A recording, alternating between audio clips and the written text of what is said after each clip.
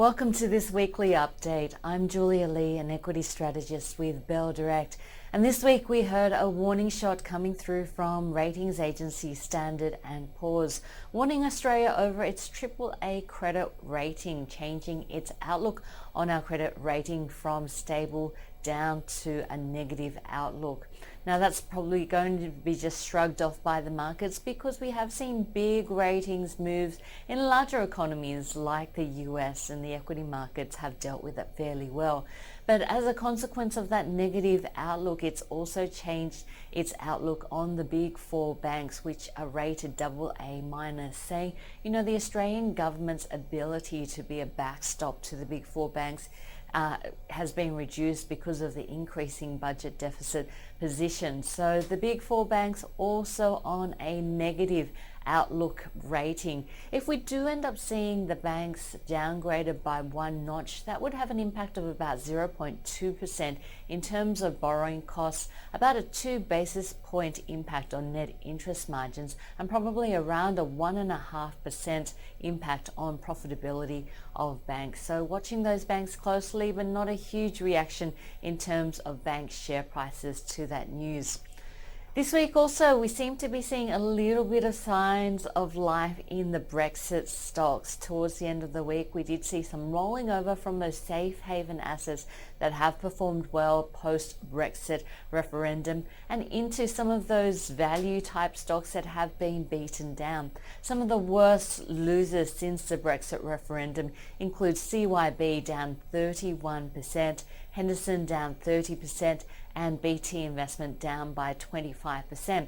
So I thought it was a good time to have a look at what some of the brokers are saying about Brexit related stocks. And we'll start off with Canaccord Genuity, saying that accumulate stocks like Ansell. Now, while there could be an impact from the currency as well as changes in consumer sentiment as well as business sentiment, saying that Ansell is quite resilient with so putting a target of $20.50. Also saying it's time to accumulate Henderson Group with a target of $4.80. Moving to Bell Potter, it's hard to find a lot of brokers coming out and sticking their necks out on CYBG, but Bell Potter having a target of $5.15, saying keep calm and carry on. This is still a cost out story, and says there's a number of factors moving in favour of CYB. It has sector leading CET1 capital as well as leverage ratios, lower wholesale funding requirements as well, with around about 89% of its loans funded by customer deposits, and a diversified footprint outside of London as well, around 30% of that of course coming from Scotland. So CYB looking interesting here. BT Investments, also Bell Potter, with an $11.60 target, and of course BT Investments has been sold down because of the Joe Hambro business, which is over in the UK and Europe. But Bell Potter saying, look, only 3 out of the 20 Joe Hambro funds are domiciled in the UK, so there's a relatively small immediate impact. The impacts do come through from currency as well as softer equity markets and inflows and outflows related to that as well. But they've made adjustments for these factors and an $11.60 target there. Now moving on and having a look at what some of the equity strategists around town have been saying. UBS just revisiting where they are overweight, neutral as well as underweight. Overweight banks at the moment, but neutral energy, and underweight mining as well as consumer staples and the REIT space or the property space. Staying in that property space, and this time Goldman Sachs. And Goldman Sachs slapping a sell on some of its property stocks, GPT as well as Accenture, a couple of the stocks that it has a sell on.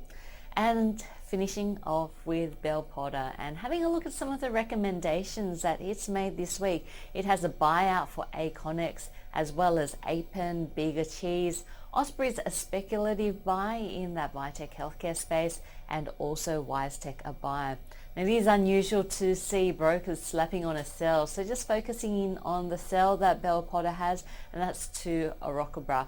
the stock code there, which of course is a lithium play, so becoming cautious on that stock. Bell Potter also focusing in on the travel theme, and it likes some stocks in this space, including Covermore, Hello World, Event, and Webjet as well.